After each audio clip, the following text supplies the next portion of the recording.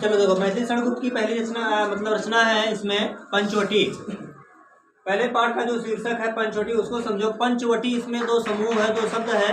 Panchavati, Panchavati, what मतलब क्या होता है? वृक्ष, और पंच मतलब होता है समूह, है ना, पांच संख्या, पांच वृक्षों का समूह। जहां भी हो पांच वृक्षों का समूह होता है। पंचवटी का मतलब होता है पांच वृक्षों का समूह, जो एक स्थान था। यहाँ मैथिली षड़गुप्त जी कह रहे हैं, उस पंचवटी की सुंदरता का वर्णन करते हुए कह रहे हैं अपने शब्दों में, चारुचंद की चंचल किरणें खेल रही हैं जल और थल में। रात का समय है और रात के ऐसे समय का वर्णन करते हुए कवि कह रहे हैं कि चारुचंद की चंचल किरणें, चारुचंद चंद्रमा की, चकोर चंद्रमा की जो उपमा है, चंद्रमा को दिया गया है, चंद्रमा की चंचल किरणें जल और थल के बीच में, धरती और जल के बीच में ऐसा लग रहा है कि वो खेल रही हो। धरती पे और जल के बीच में, जल के लहरों के बीच में ऐसा लग रहा है कि वो क्रीड़ा कर रही हैं, यानी कि खेल रही हैं। स्वच्छ चांदनी बिछी हुई है अवनी और अंबर तल में। अवनी किसकी पर्यायवाची है? धरती, है ना।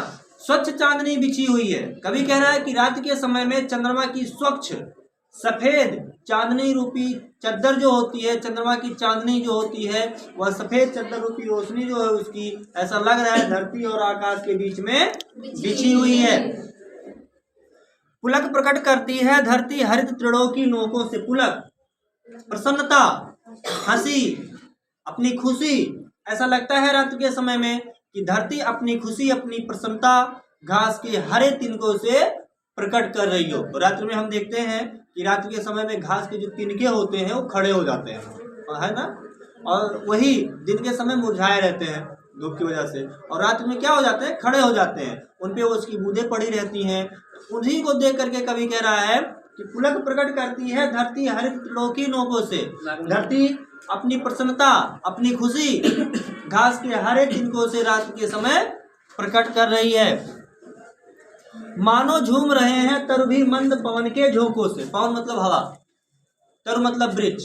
ऐसा लगता है कि रात के समय वृक्ष भी हवा के मंद झोंकों से झूम रहे हो, यानी कि वो भी मंद पवन के झोंकों से, हवा के मंद झोंकों से मग्न है और धीरे धीरे अपनी गति बढ़ा रहे हैं। उसी मंद पवन के झोंकों से हल्के हल्के वो झूम रहे हैं।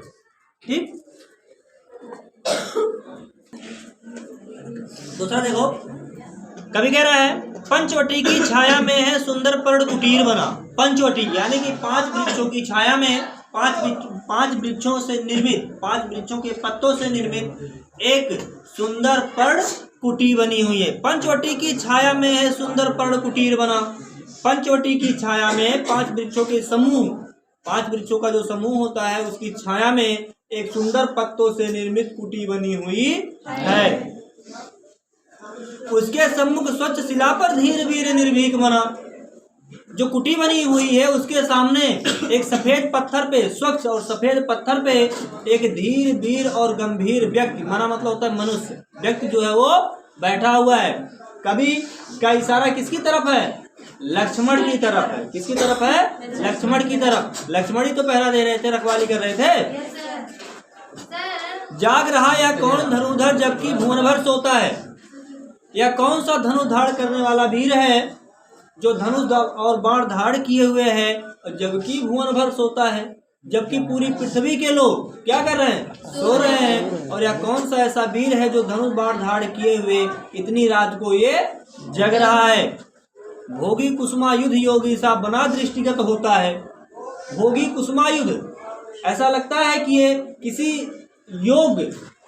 किसी योग साधना में लिप्त है, जो इस तरह का योग वैराग्य धारण किए हुए यहाँ बैठा है। भोगी कुसुमायुध, ऐसा लगता है कि किसी योग को ये धारण किए हुए है, जिसकी तपस्या के लिए यहाँ इस तरीके से बैठा हुआ है।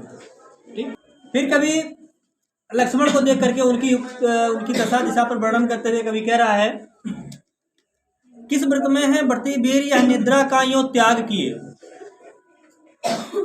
व्रत को धारण करने वाला या कौन सा व्रत को धारण करने वाला वीर है जिन्होंने उस व्रत के लिए अपनी निद्रा का इस प्रकार से त्याग कर दिया है। लक्ष्मण पूरी रात जग रहे थे, जग करके रखवाली कर रहे थे, उन्हीं को देख करके कवि कह रहा है कि किस व्रत में है व्रती वीर, या व्रत को धारण करने वाला कौन सा ऐसा वीर है जिन्होंने अपनी निद्रा का इस प्रकार से त्याग कर दिया है।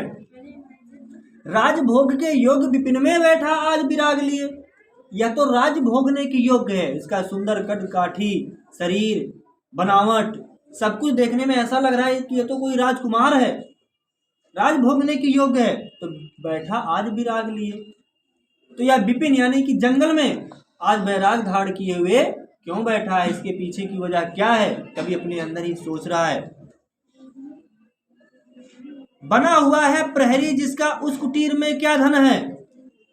प्रहरी रक्षक, जिस कुटी का ये रखवाली कर रहा है, जिस कुटिया की ये रखवाली कर रहा है, प्रहरी बना हुआ है, उस कुटी में ऐसा कौन सा धन है जिसकी रक्षा में रत इसका तन है मन है जीवन है, जिसकी रक्षा में इन्होंने अपना तन मन और अपना संपूर्ण जीवन दांव पे लगा दिया है। उस कुटी में ऐसा कौन सा धन है जिसके लिए अपनी निद्रा का इन्होंने त्याग कर दिया, राजभोग को छोड़ दिया, उस कुटी में ऐसा कौन सा धन है।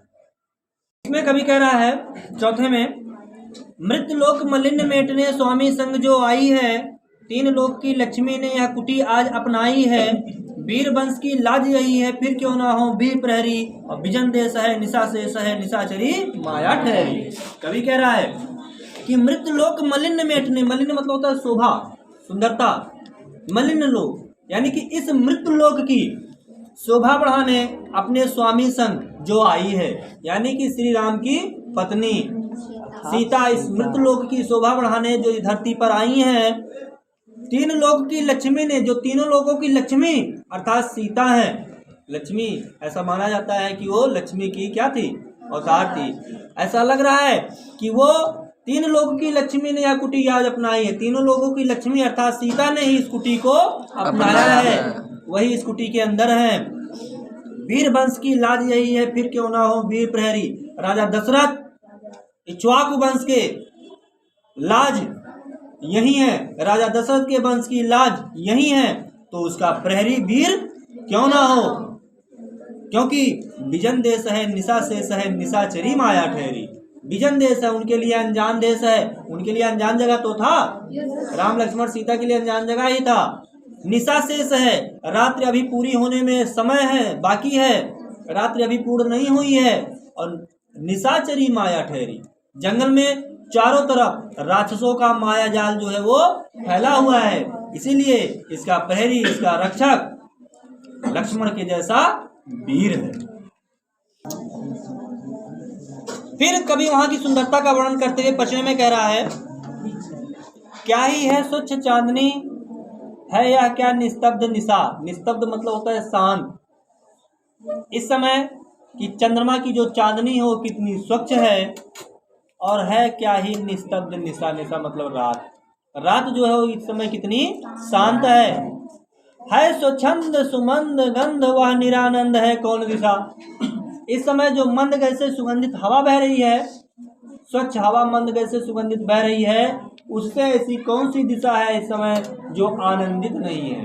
कवि के कहने का तात्पर्य यहाँ कि उस स्वच्छंद सुमंद गैस से जो हवा बह रही है उससे चारों दिशाएं आनंदित हैं। बंद नहीं है अब भी चलते नियत नटी के कार्यकलाप। इस समय भी रात्रि हो रही है, रात्रि है, लेकिन प्रकृति के क्रियाकलाप, प्रकृति का जो कार्य है वह इस समय भी बंद नहीं है। नियत नटी यानी नियत नटी प्रकृति को कहा गया है। जो नियत नटी है प्रकृति है, उसका कार्य इस समय भी बंद नहीं है। पर कितने एकांत भाव से, कितने शांत और चुपचाप। पर प्रकृति अपना कार्य किस तरीके से पूर्ण करती है, शांत और एकांत भाव से इस तरीके से पूर्ण करती है कि किसी को भी उसका एहसास आहट नहीं होता है, और पूरी रात बीत जाती है। किसी को पता चलता है कि रात कब हुई, रात कब बीती, या रात में कोई आवाज आती है खटर पटर की, रात कहती है कि हम जा रहे हैं। प्रकृति अपना कार्य किस प्रकार से, कितने शांत और एकांत भाव से करती है, किसी को पता नहीं चलता, उसका एहसास नहीं होता है। चलो